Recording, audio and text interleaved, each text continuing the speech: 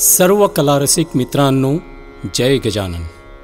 आम्ही आपणासमोर यापूर्वी सादर केलेल्या संसाराच्या दगडाखाली या अल्पावधीतच लोकप्रिय ठरलेल्या गीताला आपण मायबाप रसिकांनी स्वीकारून आपल्या शुभेच्छांच्या रूपात उत्कृष्ट प्रतिसाद दिलात। त्याबद्दल निकॉन फाईन आर्ट्स या यूट्यूब चॅनलच्या वतीने आपणास मनपूर्वक धन्यवाद।